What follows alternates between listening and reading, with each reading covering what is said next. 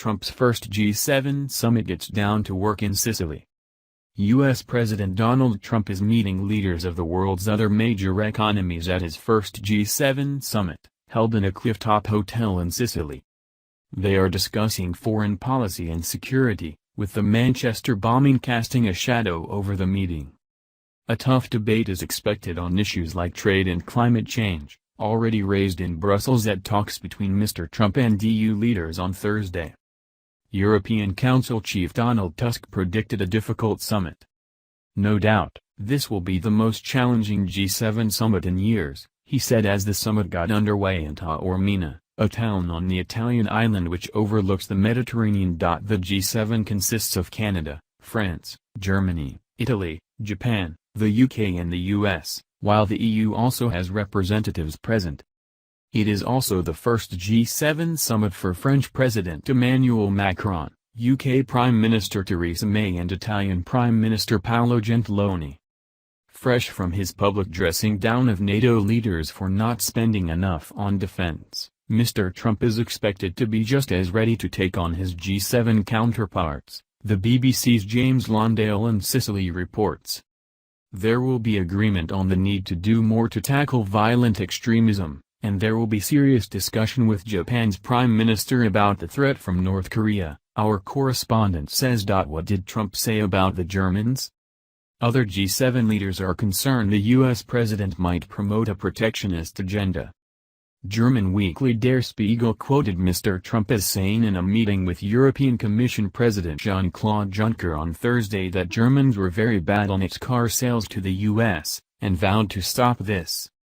Mr. Juncker later described the media reports as exaggerated, and said it was not true that the president took an aggressive approach towards Germany. During his election campaign, Mr. Trump threatened customs duties in retaliation for Germany's trade surplus with the U.S., saying it owed vast sums of money to the U.S. and NATO. Speaking ahead of the summit, White House economic advisor Gary Cohn sought to clarify the president's position. "What the president means by free and open is, we will treat you the way you treat us, meaning if you don't have barriers to trade or you don't have tariffs, we won't have tariffs," he said, quoted by Reuters. Is there common ground on climate change? Mr. Trump will be urged not to abandon the 2015 Paris Agreement to tackle global warming, and he will resist moves to limit protectionism in global trade. During his election campaign, Mr. Trump promised to leave the climate accord, but he has since postponed his decision. Mr. Cohn said Mr. Trump would decide when he returned home from the summit. What about Manchester? The summit comes just days after Monday's deadly bombing in Manchester, in which 22 people, including children, were killed. Mrs. May is expected to urge world leaders to do more to combat online extremism, saying the fight against so-called Islamic State is moving from the battlefield to the internet.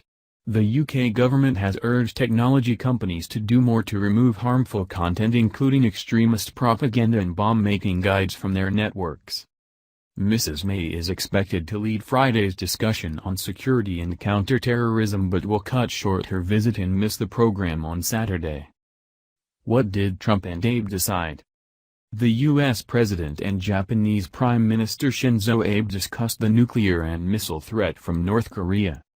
They agreed to enhance sanctions on North Korea, including by identifying and sanctioning entities that support North Korea's ballistic missile and nuclear programs, the White House said. What else has happened in Trump's first foreign tour?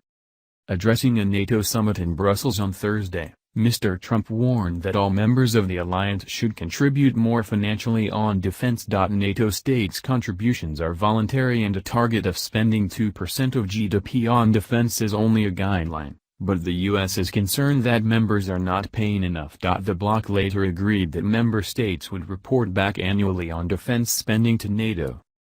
It also said it would take a bigger role in the campaign against his militants, but France and Germany have insisted the move is mostly symbolic. The G7 summit brings Mr. Trump's first foreign tour as U.S. president to a close. Earlier in the week, he said he was more determined than ever to pursue peace in the world after meeting Pope Francis at the Vatican. Before that, he vowed to help Israelis and Palestinians achieve peace, as he ended the Middle East leg of his tour. He began his foreign trip with a 2-day stop in Saudi Arabia over the weekend, urging Muslim countries to take the lead in combating radicalization. Thanks for watching. Please subscribe my STC News channel. Goodbye and see you again.